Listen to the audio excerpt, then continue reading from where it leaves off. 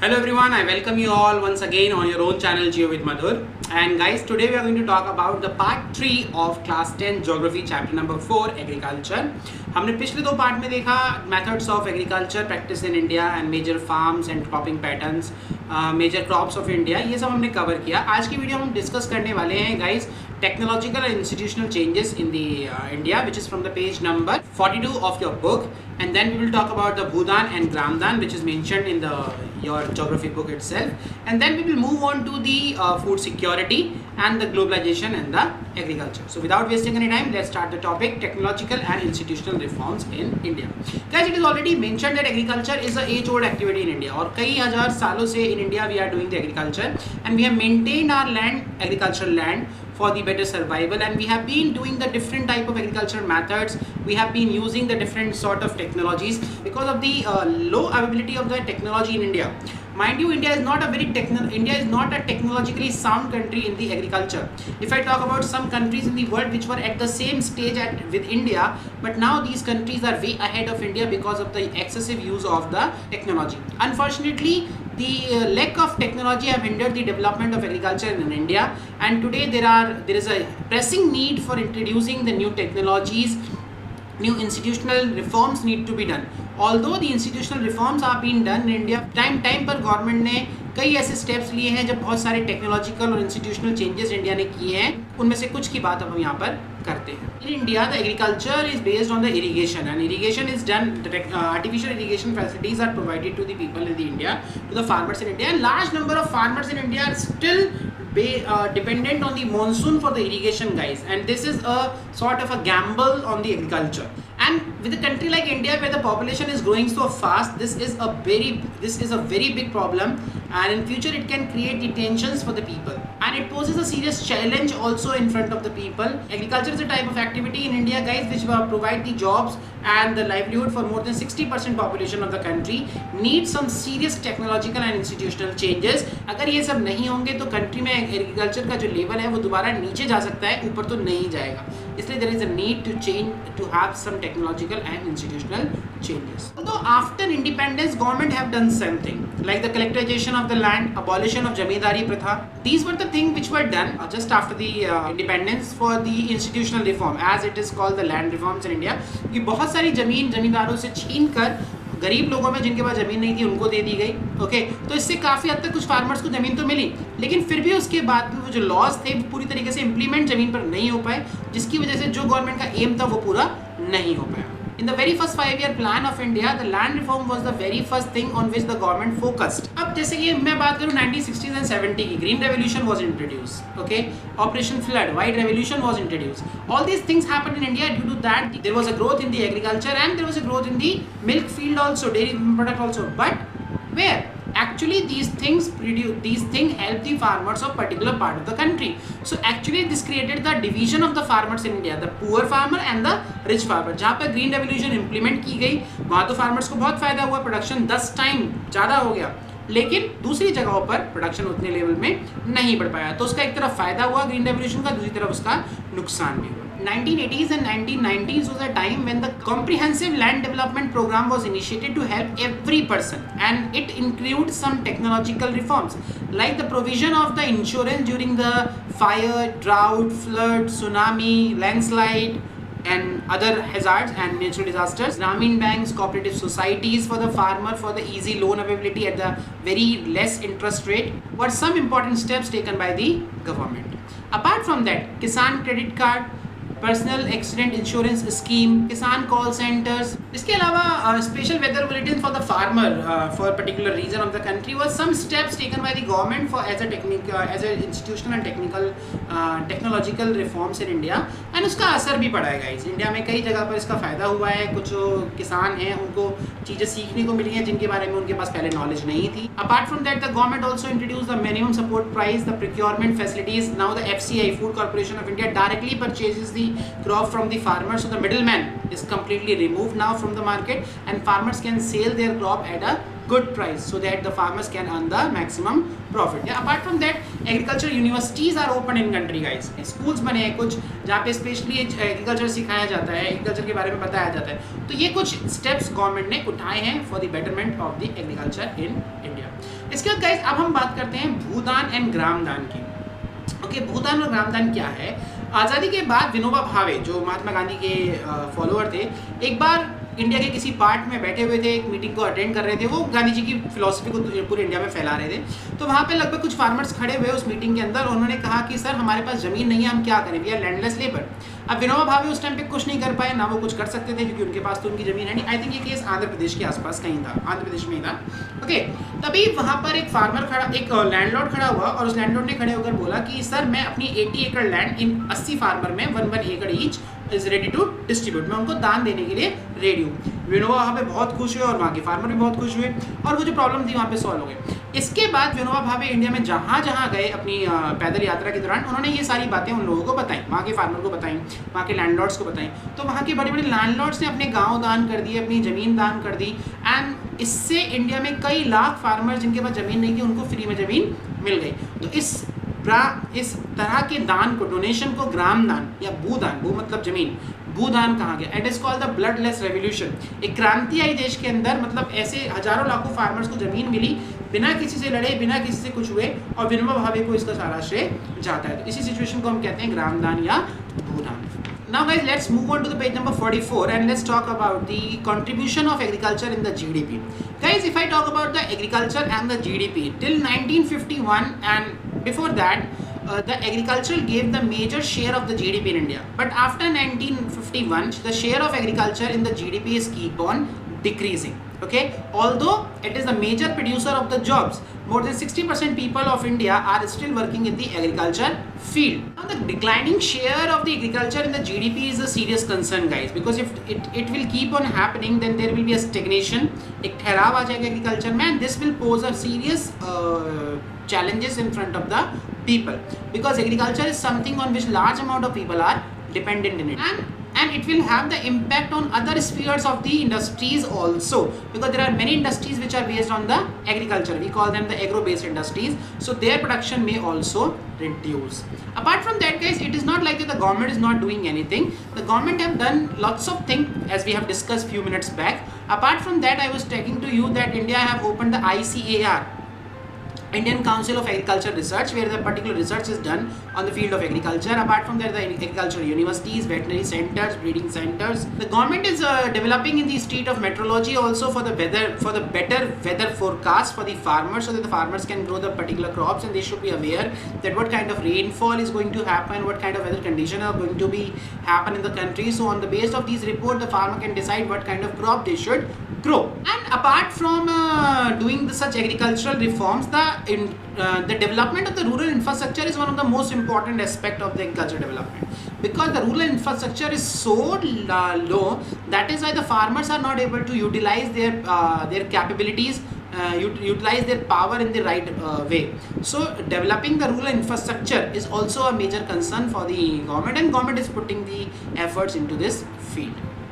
Guys, apart from this, the Indian farmers are facing the challenge from the international market. Today, the international market farmers are having so many technologies, so they can grow the crops very cheaply, and they can grow the crops in a large amount, whereas the Indian farmers are not able to compete with them. There is a concern. Apart from that, the government is also reducing the investment in the public sector of agriculture. Like nowadays, the subsidy given on the fertilizers is decreasing in India. Okay, the electricity rates are also increasing for the farmers in India. So these things are happening guys, and moreover reducing the import duty from the import of agriculture product is actually a big problem for the Indian farmers. Now the people can import the foreign agriculture product in a cheap rate, in an easy rate, and in the low rate. So the farmers of India are actually withdrawing their investment from the agriculture, because they are not able to earn anything as such. Government need to invest more money in the field of agriculture, and government need to provide the subsidy to the farmers, and moreover all of them, the government need to help the farmer to develop itself as such that they can grow the crops easily, and they can use the technology. The government need to introduce the different type of technologies in the field of agriculture, and that should be done in every part of the country. It's not about implementing the green revolution in the Punjab and Haryana. So these things need to be done in the all part of the country. So guys, now let's move on to the next topic and let's talk about the food security, guys. As you know that food security is a situation, guys, where every person have enough to eat. Okay, the minimum nutrition level of food is given to every person is called the food security. And if in case anyone in the any part of the country is not able to get the enough food to eat at a particular nutrition level, then that person is not food secure. Okay, food security is ensured by the government of India by two methods. There is buffer stock and the PDS, public distribution system. We'll talk about that. Guys, people are food insecure basically in those areas which are the remote part of the country, and remote part of the country are more prone to the natural disasters and calamities which are found in a large amount in these areas, and these people are not able to survive well during these calamities and the natural hazards. Now in India, guys, there is a system called buffer stock. There is a company called FCI. It's a PSU, public sector unit. The FCI procures the grains from the farmer in a large amount and keep that grains in the godowns. Okay, that, and the FCI gives the grains to the people to eat. Later on, it keep the buffer stock also. In case the people are hungry, people need the food crops, then the FCI provide these food crops, with the help of PDS. There is a thing called public distribution system. Now public distribution system is a system in India which is actually specially designed for maintaining the food security in the country. There are people who are not able to buy the food crops like the wheat and rice from the market because the prices are so high, and we can say that their purchasing power is so low. So the government have opened the special type of shops. These shops are called the ration shops, from where the poor people can buy the grains at very low price, and by this the government ensured that there is a food security in the country. Now from where these ration shops get the grain? These shops get the grains from the buffer stock of the FCI. FCI के godowns में जो अनाज पड़ा होता है वो इन shops पर आता है.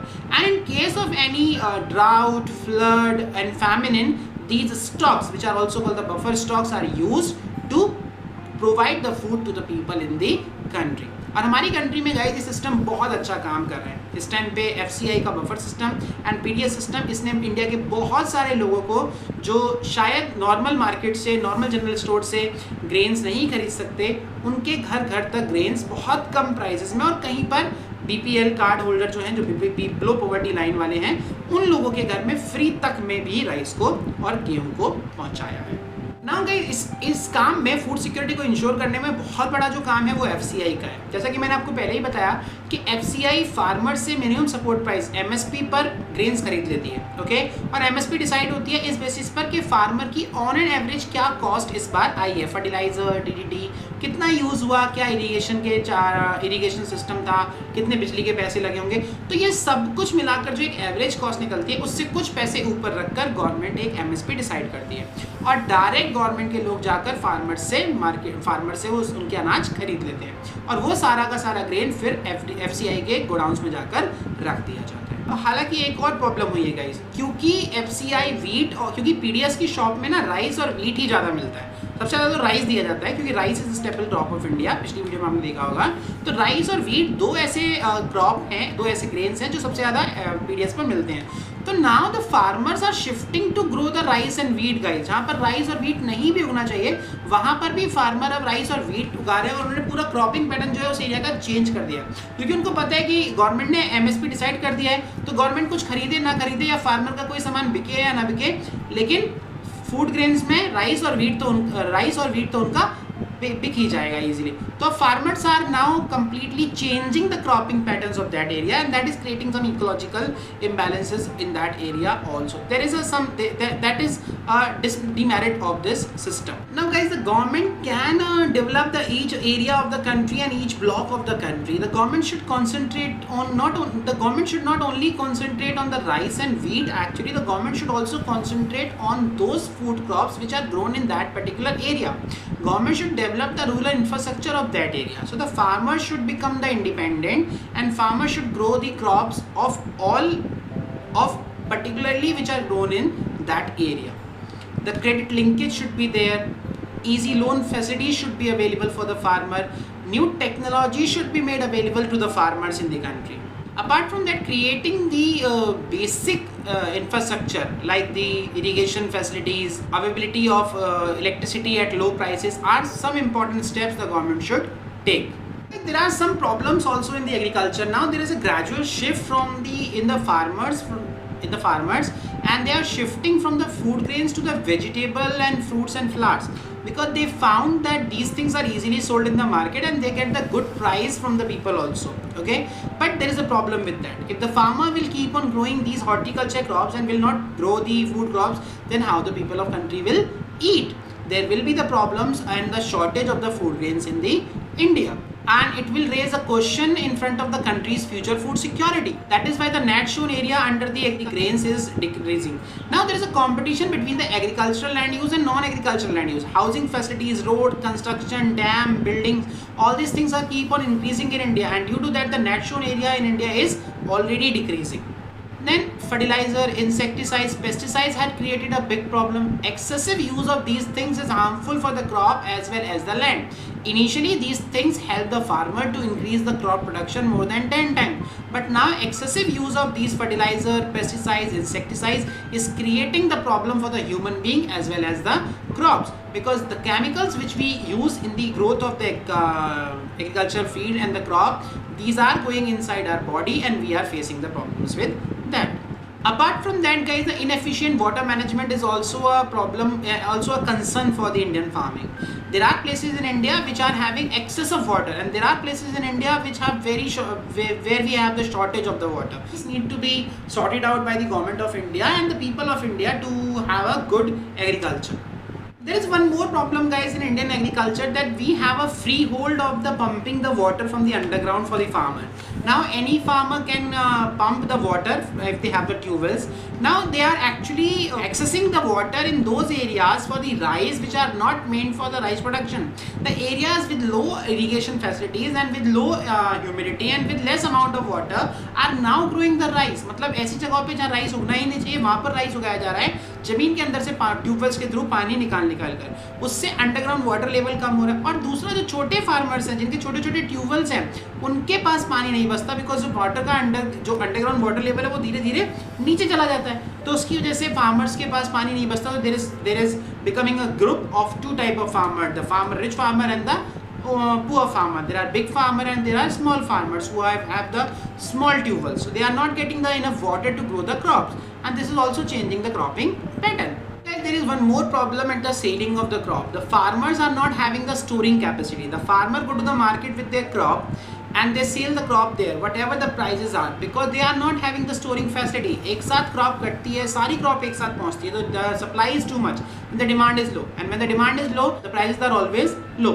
Due to that the farmer faces the double problem. एक तरफ तो वो inputs में H5V seeds, insecticides, pesticides, DDTs पर खर्चा कर रहे हैं, fertilizer पे खर्चा कर रहे हैं, दूसरा जब वो crop को बेचने जाते हैं तो वहाँ देखते हैं कि prices already काफ़ी कम है, तो इसकी वजह से बहुत सारी प्रॉब्लम्स फार्मर को फेस करनी पड़ रही है। और स्पेशली फूड सिक्योरिटी जब तक तो आएगी नहीं जब तक कि स्मॉल फार्मर फूड सिक्योर नहीं है, क्योंकि जो बड़े बड़े फार्मर्स हैं, मैंने बताया ट्यूबवेल का यूज़ करके वो तो अपनी खेती कर रहे हैं, उनके पास तो प्रोडक्शन खूब है और उनके पास स्टोरिंग फैसिलिटीज़ भी हैं, लेकिन जिनके पास स्टोरिंग फैसिलिटीज़ नहीं है उनको औने पौने दाम पर, मतलब at any rate they have to sell the crop in market, तो they faces the problem such problems in the country. So guys, let's talk about the last topic of this video, impact of globalization on agriculture. Guys, globalization is not a new phenomena in India, because from the long time in the past also Indian spices, masale, Indian spices were very famous throughout the world, and India was the country which used to export its spices to the different part of the world, especially in the Middle East and the Europeans. Okay, before colonization also, guys, I am talking about this was the time before the colonization, and after the colonization also, when the Britishers came to India, they came to India for the search of cotton, guys, because India is a land which is known to be the producer of cotton, which is known to be the home of the cotton. They found the cotton here and they wanted to grow as much as cotton possible in the India, because their factories at the Manchester and Liverpool in Britain were highly dependent on the export of the cotton from India. So the globalization is keep on happening in the India from the ancient time. And if you remember, like in the Champaran movement in 1917, the farmers of the Bihar and Champaran were forced to grow the indigo because indigo was the thing which was used in the textile industry in the Britain, and they were required to grow more and more indigo forcefully basically, and that is why the farmer were not able to grow the rice and wheat in their area, and those are the food grains on which the family are dependent. Okay, and that is due to the indigo was purchased from those farmers at very low price. So the farmers were facing so many problems, that's why the Champaran movement started in 1917 in the Bihar. Okay, apart from that guys, today the Indian farmers are facing the stiff competition from the foreign farmers. You know what, that India's rice, wheat, pulses, tea, coffee, rubber, jute, cotton, all these things, we are leading producer of these things in the world, but unfortunately our farmers are not able to compete with the farmers of foreign farmers, because these farmers are having highly subsidized rate in their country. The government of some countries provide so much subsidy to the farmer that the farmers are growing the crops at very low prices. And today guys, the Indian agriculture is standing at the crossroad. Today the Indian farmers are looking that where to go. Okay, आज के time पे Indian farmers के सामने बहुत सारी problems हैं, वो कैसे ग्रो करें। एक टाइम पे ग्रीन रेवोल्यूशन ने जो कंट्री के अंदर बहुत सारा फायदा उठाया, आज उसी ग्रीन रेवोल्यूशन की बुराई होती है। ओके, उसी ग्रीन रेवोल्यूशन ने हमारी कंट्री में दो तरह के फार्मर बना दिए, rich farmer and poor farmer. And for the better development of the agriculture, these small farmers need to be developed. The government need to provide some cushion to these small farmers so that they can come into the mainstream and then they can participate in the growth of the agriculture in India. And that excessive use of the fertilizer and DDT and pesticide, जिसके बारे में मैंने पहले बात करी, already जमीन को काफ़ी ख़राब कर चुके हैं। इनफैक्ट आजकल बात हो रही है ऑर्गेनिक फार्मिंग की। Organic farming is a farming in which these chemicals are not use and the agriculture is done with the help of organic matters like manure and all. Okay, and that kind of agriculture is very good for the health of human being as well as for the soil. And some agriculturists believe that the Indian farmers have a bleak future, because if they are keep on continuing growing the crops, food grains on their small piece of land, then they are not going to earn much profit. Today, with the time, the land size is decreasing and the dependency of the people on the land is keep on increasing. So that is why the farmers need to think about, and they need to think about the other type of crops also. As per the estimate guys, now there are 600 million people of India which are dependent on the agriculture, and that land on which they are dependent is 250 million hectare only. यानी कि आधे hectare से भी कम land है पर person, which is not enough. And guys, it is said that the Indian farmers should go for the diversified agriculture. India में अलग अलग तरह के क्लाइमेटिक जोन है, डिफरेंट सीजन्स है, तो इंडिया को अलग अलग तरह की क्रॉप्स को उगाना चाहिए, टेक्नोलॉजी को डेवलप करना चाहिए, बेसिकली ये बताया गया है बुक के अंदर। और because of the different kind of climate of India, we should harness the diversity of India, and we should grow some vegetables, fruits, oil seeds which need less irrigation as compared to sugar and as compared to rice and sugar cane. इससे होगा क्या, आपके farmers का जो inputs हैं वो कम होंगे, investment थोड़ी कम होगी और प्रॉफिट उनके थोड़े से ज़्यादा होंगे। तो गाइज ये सारी कुछ प्रॉब्लम्स की और थोड़े से सॉल्यूशंस की हमने बात करी इस वीडियो के अंदर और इस लास्ट वाले टॉपिक के अंदर। तो आई होप गाइज आपको सब कुछ समझ में आ गया हो। अगर फिर भी कोई डाउट है तो आप कमेंट बॉक्स में लिखना ना भूलें, और अगर आप चाहें तो इस कंटेंट को अपने फ्रेंड्स के साथ शेयर भी कर सकते हैं। और आपको वीडियो पसंद आई हो, कुछ समझ में आया हो तो वीडियो को लाइक करना ना भूलें, और अगर चैनल अभी तक सब्सक्राइब नहीं किया है तो प्लीज़ चैनल को भी सब्सक्राइब करना ना भूलें। आप देख रहे थे Jio with Madhur. Bye bye, enjoy, मिलते हैं किसी और वीडियो।